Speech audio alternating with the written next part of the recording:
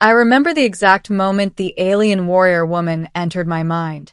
It wasn't dramatic, not at first. No explosion, no beam of light from the heavens. Just a whisper that didn't belong to me, curling through my thoughts like smoke drifting into a room with no windows. "Do not resist," the voice said. I froze. My hands hovered above the power conduits I had been repairing in the maintenance bay of the derelict ship we'd salvaged. The galaxy was full of strange tech, but never anything that spoke inside my head. The room dimmed. A pulse rolled through the hull, like the ship exhaled.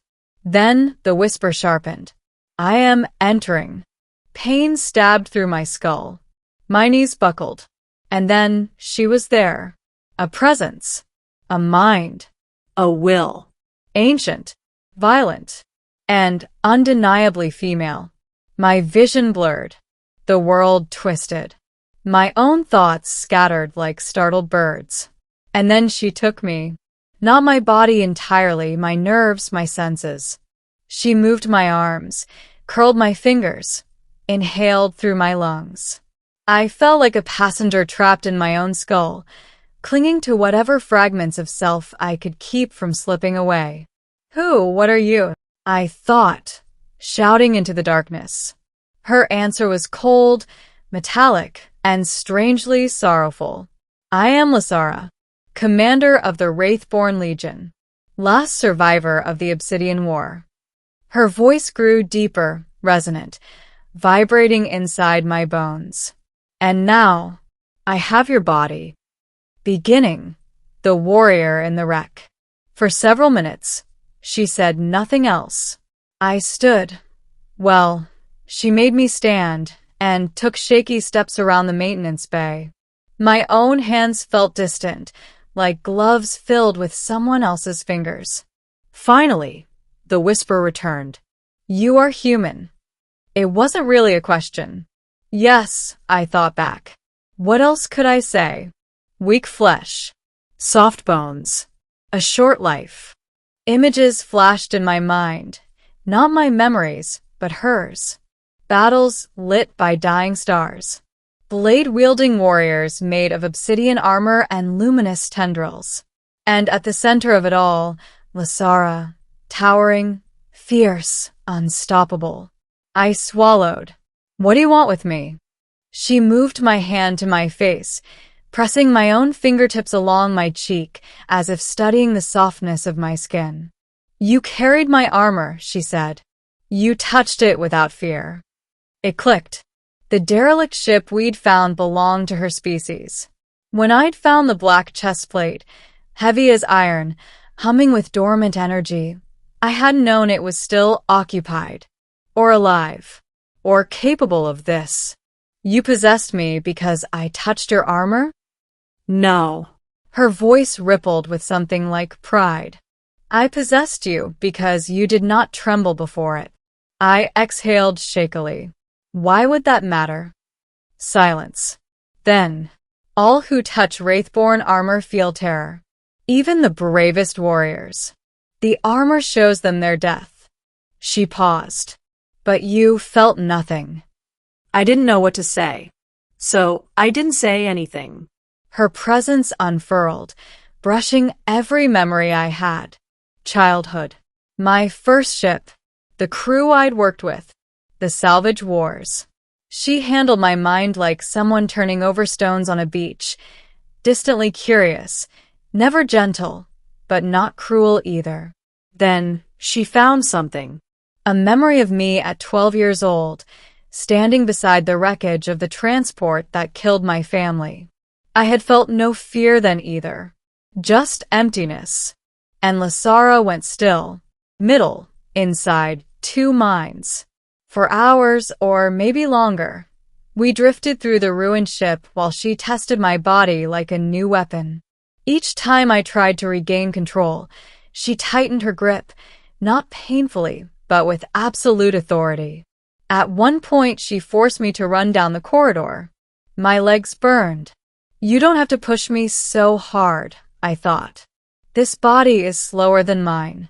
I must understand its limits." You could just ask. She paused mid-step. Ask. Yes. You don't have to possess me like this. Humans obey requests. Not always, I admitted. But you could try talking to me. Her presence stirred, unsure. I have never asked. Her tone wasn't prideful. It was confused, as if the concept itself hadn't occurred to her. We stopped at the ship's command bridge. The cracked windows showed the silent stretch of space around us, a field of metallic debris glinting from a forgotten battle. She stared through my eyes for a long time. When she finally spoke, the whisper sounded different, fainter, almost fragile. Human, why are you not afraid of me? And that was when I felt something shift, not just in her voice, but in the connection between us. The domination, the force, it all loosened. She wasn't demanding. She was genuinely asking. I don't know, I admitted. Maybe because I don't feel much fear. Maybe because you don't seem like you want to hurt me. I have killed thousands. Not me. I could. But you haven't. Lysara said nothing. I sensed a storm inside her mind.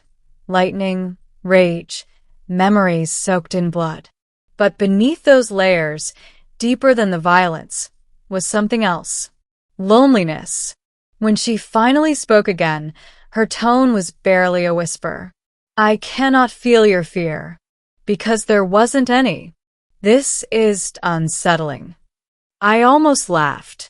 You're unsettled because I'm not scared of you? Silence then. Yes. The past she tried to hide. She loosened her hold enough that I could move my fingers on my own. A small gesture, but it felt like breathing again after being underwater too long. Lysara, I said in my thoughts, what happened to your people? Her presence trembled. Not physically, mentally. Like a vibration through a metal beam under strain. I am the last Wraithborn. Images slammed into my head. Her world, obsidian mountains, silver oceans, cities built into the skeletons of extinct leviathans. Her armies, millions of armored warriors marching under banners that glowed like dying suns. Her final memory, her queen's body falling, impaled by a blade of crystallized void. Lysara screaming in pure psychic agony, her mind fracturing, her armor locking her consciousness inside itself to save her from collapse. When the vision ended, I staggered. She steadied my body with her control before I fell. My people live only in memory, she whispered. And memory is fading. I didn't respond. There was nothing I could say to lessen that kind of loss. But something inside me softened toward her. She must have felt it too. Her presence brushed mine, tentative, questioning. Human, what is your name? She'd combed through my memories but hadn't bothered with my name. Call me Eli. Eli. She lingered on it like tasting something unfamiliar. I will not harm you. Thank you. But I cannot release you yet.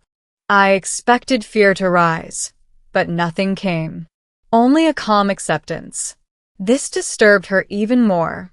Why do you not resist me? Because you're lost, I said. And I think you don't know what to do now that you're not in a war. Her presence recoiled as if slapped. Wraithborn, do not get lost. Then what do you call this? I asked gently. Possessing the first person who touched your armor just so you wouldn't have to be alone? The silence that followed was deep and raw. For the first time, Lysara didn't feel like a warrior. She felt like someone grieving.